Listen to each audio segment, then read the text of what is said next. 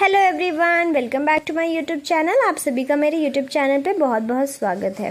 मैंने अपने previous video lecture में कंसेप्ट ऑफ लेबर का इंट्रोडक्शन, क्लासिफिकेशन, डिफरेंशिएशन और नेसेसिटी मैंने एक्सप्लेन कर दिया था और हमारा टॉपिक चल रहा था कंट्रोल ओवर लेबर कॉस्ट, जिसमें मैंने बेसिक जो 5 डिपार्टमेंट में कंट्रोल ओवर लेबर कॉस्ट को डिस्ट्रीब्यूट किया है उसको मैंने शॉर्ट में एक्सप्लेन किया था। आज के वीडियो लेक्चर में मैं उसकी कंटिन्यू पार्ट, जो कि मेन क्या इम्पोर्टेंट है, पर्सनल डिपार्टमेंट क्या होता है एंड ऑल, मैंने सब उसको एक्सप्लेन करूँगी। तो देखिए, कंट्रोल लेबर कॉस्ट मतलब क्या होता है। कंट्रोलिंग लेबर कॉस्ट आप सभी को पता है कि इससे हम क्या करेंगे, सारे ही अननेसेसरी एक्सपेंसेस को हम कंट्रोल करते हैं, जिससे हमारा प्रोडक्टिविटी इम्प्रूव होता है, प्रोडक्टिविटी बहुत ही आराम से हो पाता है। बेसिकली कंट्रोलिंग लेबर कॉस्ट एक और चीज़ को डिनोट करता है, जो कि है टीम वर्क, कि साथ में सारे काम कैसे होते हैं, सारे डिपार्टमेंट, ऑर्गेनाइजेशन के सारे डिपार्टमेंट किस टाइप से कैसे काम करते हैं। इसके सबसे पहला पॉइंट आता है पर्सनल डिपार्टमेंट, कि पर्सनल डिपार्टमेंट होता क्या है। तो पर्सनल डिपार्टमेंट लेबर को मैनेज करने के लिए एक बहुत ही इम्पॉर्टेंट की रोल प्ले करता है। ये ऑर्गेनाइजेशन में क्या करता है, न्यू वर्कर्स को हायर करता है, ट्रेनिंग देता है और उसको उसके सूटेबल जॉब्स के अकॉर्डिंग उसको कहाँ जॉब देना चाहिए वहाँ पे उसको जॉब देता है। मान लीजिए एक आप वर्कर को, उसका एबिलिटी कितना है, तो उस एबिलिटी के अकॉर्डिंग उसकी जॉब की पोजीशन होगी, ठीक है। और जब एक न्यू वर्कर हायर होता है तो ये पर्सनल डिपार्टमेंट क्या करता है, उसकी इंफॉर्मेशन टाइम कीपिंग डिपार्टमेंट को देता है और पेरोल डिपार्टमेंट को देता है। और क्यों देता है, अगर टाइम कीपिंग डिपार्टमेंट को वो इन्फॉर्मेशन देगा तो वो क्या करेगा, वो लेबर का कितना टाइम लग रहा है, कैसे टाइम लग रहा है, वो प्रॉपर्ली काम कर रहा है या नहीं कर रहा है, वो सारी ही चीज़ों का उस लेबर के ऊपर वो लोग मैनेज करेंगे। और पेरोल डिपार्टमेंट क्या होता है, उसकी वेजेस और सैलरी तो डिसाइड करनी होगी। मैंने इसकी शॉर्ट वीडियो में आप लोगों को इसके बारे में बहुत अच्छे से बताया है, इसलिए मैं थोड़े ऊपर से ही आपको बता रही हूँ। So they can maintain proper record and process salary, जिससे वो लोग प्रॉपर रिकॉर्ड कर पाए, टाइम का रिकॉर्ड करे टाइम कीपिंग से, और उनकी सैलरीज का रिकॉर्ड करे। पेरोल डिपार्टमेंट उसका टाइम, सैलरीज का, वेजेस का ध्यान रखेगा, ठीक है। उसके बाद देखिए, 2 main records handle bye personal department. 2 record है जो कि पर्सनल डिपार्टमेंट अपने पास रखता है। सबसे पहला आता है labour placement requisition. Labour placement requisition, आप कहीं पे भी जॉब के लिए अप्लाई करो या कुछ भी करो, मैं एक एग्जांपल दे रही हूँ, तो आप एक फॉर्म फिल करते हो, एक तरह का फॉर्म है ये लेबर प्लेसमेंट रिक्विजिशन। इसमें क्या होता है, इसमें देखिए, this is the process of requesting worker for different department. अलग अलग डिपार्टमेंट में वर्कर्स कैसे काम करते हैं, कैसे काम नहीं करते हैं, वो तो आपको नहीं पता, बट आप उसकी स्किल्स को तो पता है। तो किस डिपार्टमेंट में किस टाइप का वर्कर लगेगा, तो किस टाइप का लगेगा वो तो आपको नहीं पता है। देखिए, ये लेबर प्लेसमेंट रिक्विजिशन काम कैसा करता है। जब एक डिपार्टमेंट को वर्कर्स का नीड होता है तो वो लोग चेक करते हैं लेबर प्लेसमेंट रिक्विजिशन फॉर्म। ये लेबर रिक्विजिशन फॉर्म होता क्या है, तो इसमें जो वर्कर होता है उसको क्या एबिलिटी है, वो किस तरह का उसके पास स्किल्स है, वो सारे ही उसके पर्सनल डिटेल्स ये लेबर रिक्विजिशन फॉर्म में लिखी हुई रहती है। जब भी किसी डिपार्टमेंट को किसी वर्कर का काम लगता है तो वो लोग बेसिकली क्या करते हैं, वो लोग ये लेबर रिक्विजिशन फॉर्म को चेक करते हैं। अगर उनके पास उस टाइप का लेबर, स्किल्ड लेबर प्रेजेंट होता है तो वो उस डिपार्टमेंट के पास उसको ट्रांसफ़र कर देते हैं कि आप इस वर्कर से काम चला लो। और अगर ऐसा पॉसिबल नहीं है कि हाँ उनके पास ऐसा वर्कर अवेलेबल नहीं है, उनके पास ऐसा स्किल्स अवेलेबल नहीं है, तो वो लोग क्या करते हैं, वो लोग बेसिकली एड्स देते हैं न्यूज़पेपर में। और लेबर्स, अगर जो लेबर देखता है तो वो लोग बेसिकली वहाँ पे अपॉइंट करने के लिए भी जाता है। अरेंज करते हैं इंटरव्यूज़ को, काफ़ी इंटरव्यूज़ अरेंज होते हैं कुछ स्किल्ड लेबर के लिए, और फिर उसमें से सबसे सूटेबल कैंडिडेट को वो लोग सिलेक्ट करते हैं। जो सबसे अच्छा होगा उसी को वो लोग सिलेक्ट करेंगे।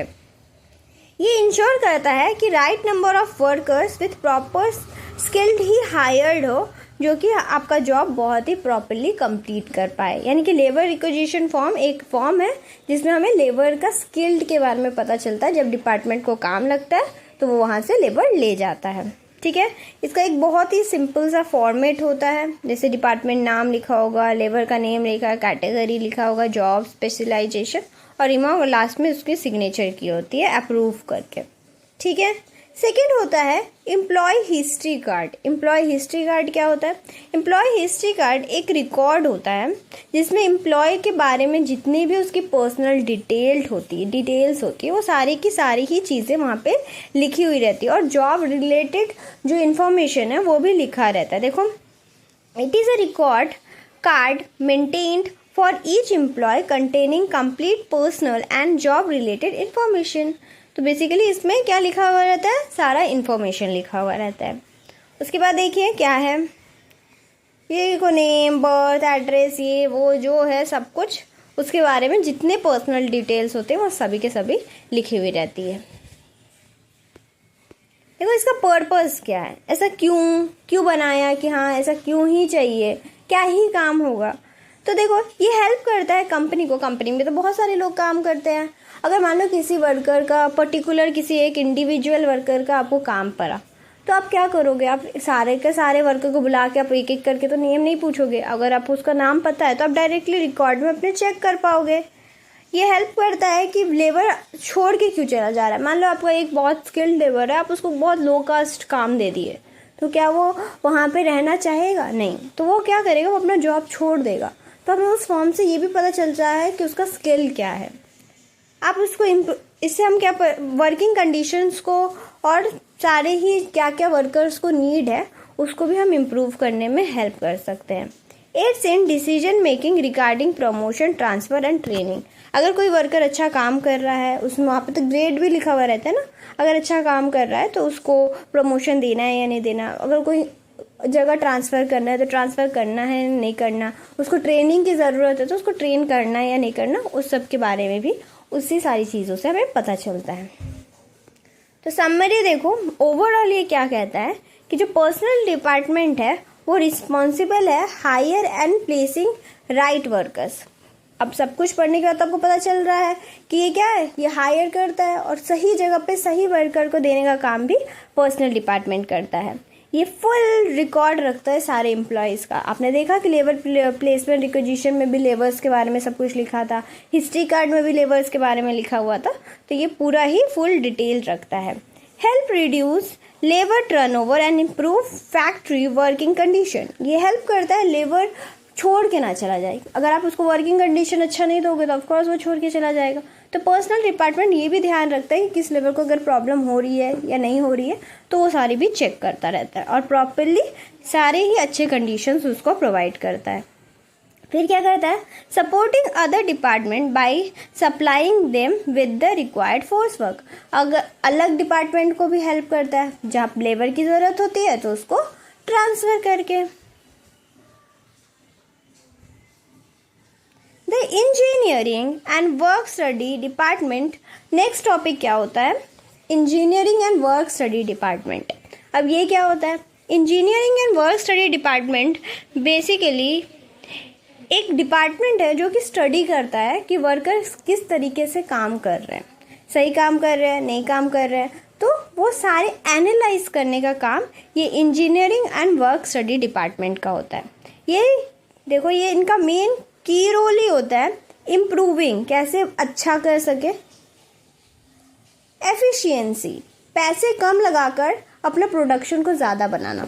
ठीक है, प्रोडक्टिविटी, कैसे आप ज़्यादा प्रोडक्शन कर सकते हो और कैसे आप वर्किंग कंडीशंस अच्छा दे सकते हो लेबर्स को, जो आपके वर्कर्स हैं आप उनको कैसे अच्छे तरीके से मेंटेन कर सकते हो। तो इनका यही काम है, ये स्टडी करते हैं बेसिकली कि वहाँ पे कोई एक फैक्ट्री में कैसा काम चल रहा है, नहीं चल रहा है, लेबर्स अच्छे से कर रहे हैं, नहीं कर रहे हैं, सारी चीज़ों पे ध्यान देने का बेसिकली इनका काम होता है। चलो हम इसको पढ़ते हैं।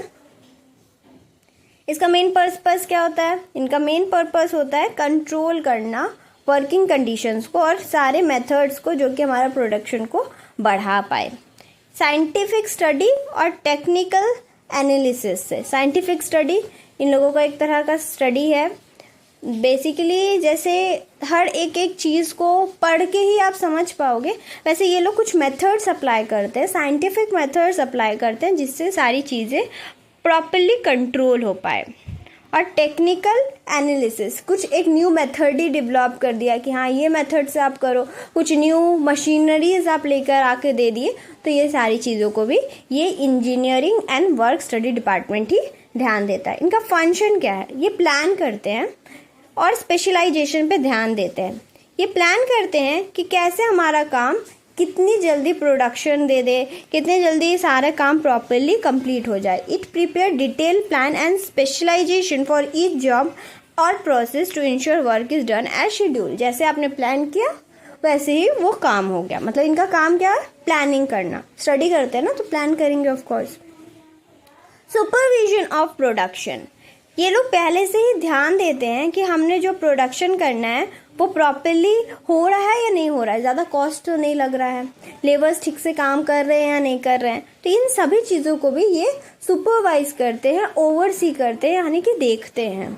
रिसर्च एंड एक्सपेरिमेंट, ये लोग research and experiment scientific method तो यूज़ करते हैं, आप लोग को पता ही है। तो ये लोग सारे ही टेक्निकल इन्वेस्टिगेशन करते हैं कि मशीन्स में कोई बेटर मशीन दे दिए जाए तो प्रोडक्शन ज़्यादा हो जाएगा या नहीं हो जाएगा। तो ये सारी चीज़ों को ये लोग मेंटेन करते हैं, ठीक है, कि किस तरीके से वर्क बहुत ही प्रॉपरली और अच्छे तरीके से हो।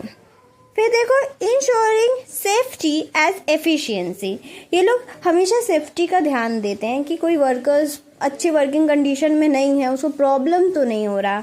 किस तरीके से प्रोडक्शन ज़्यादा करने के लिए ये ना करे कि लेबर को खराबी दे ना, सारी चीज़ें प्रॉपरली मेंटेन कैसे करें। ये लोग कंफर्टेबल वे में वर्कर्स को कंडीशन दे के उन लोगों को सेफ्टी फील कराते हैं और सेफ्टी रखते भी हैं। फिर देखो conducting time and motion study. Time and motion study basically एक पूरा एक स्टडी है जो कि मैं आगे अपने वीडियो लेक्चर में इसको बहुत ही अच्छे से एक्सप्लेन करूँगी, क्योंकि ये बहुत एक तरह से आप देखो तो ये इम्पॉर्टेंट है, ठीक है। कि कितने समय में कोई एक वर्कर काम कर रहा है, उसकी मोशन क्या है वो काम करने में, वो किस टाइप से वो काम कंप्लीट कर रहा है, तो ये लोग उसको भी एनालाइज करते हैं, समझते हैं। जॉब एनालिसिस, सारे काम को ये लोग छोटे छोटे पार्ट में डिवाइड कर देते हैं कि स्किल्ड जो लेबर है वही मेन जो काम है वो करे, जिसको नहीं आता है उसको ना दे के, अगर जिसको नहीं आता है उसको आप काम दोगे तो वो टाइम ज़्यादा लेगा, तब को प्रोडक्शन कम होगा। लेकिन जो स्किल्ड है, वो जिसको आता है उसको आप दोगे तो फटाफट करके दे देगा, आपको कम टाइम में सारा काम, प्रोडक्शन भी ज़्यादा होगा, काम भी ज़्यादा होगा। तो ये लोग जॉब का भी एनालिसिस करते हैं कि किसको देना है किसको नहीं देना है। सेटिंग पीस रेट्स, यानी कि अगर कोई वर्कर कितना काम कर रहा है उसका फेयर वेजेस कितना होगा, इसको डिसाइड भी ये लोग करते हैं। Job evaluation and merit rating involve job rules and performance of workers as fair and promotions. देखो ये लोग जॉब इवैल्यूएट करते हैं, एनालाइज तो करते हैं, देखो पर सैलरीज देते ही हैं।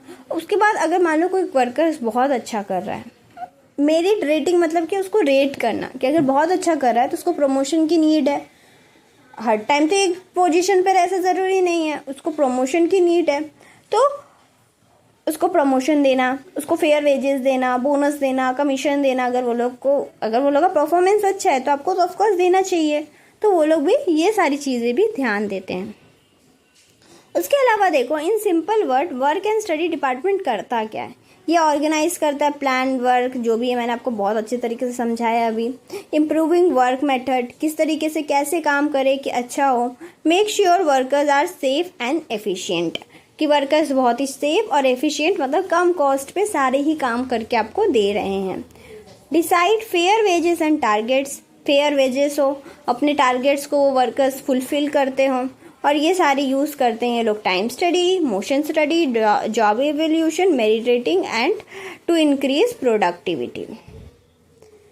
ओके, सो आज के वीडियो लेक्चर के लिए इतना ही, और मैं अपने होप्स और मुझे तो लगता है कि आप लोगों को बहुत अच्छे तरीके से समझ आया होगा। अगर आपको कुछ समझ नहीं आया है तो आप मुझे कमेंट सेक्शन में ज़रूर बताना कि हाँ मुझे ये पर्टिकुलर पार्ट नहीं समझ आया, तो मैं अपने नेक्स्ट वीडियो लेक्चर में उसको भी और पहले एक्सप्लेन करके फिर नेक्स्ट पार्ट को एक्सप्लेन करूँगी। मैं अपने नेक्स्ट पार्ट में time study, motion study, job analysis, ये जो मैंने लास्ट में जितने सारे वर्ड्स लिखे हैं वो होता क्या है मैं उसको एक्सप्लेन करूँगी। So keep watching, don't forget to like, share, subscribe and thank you for watching.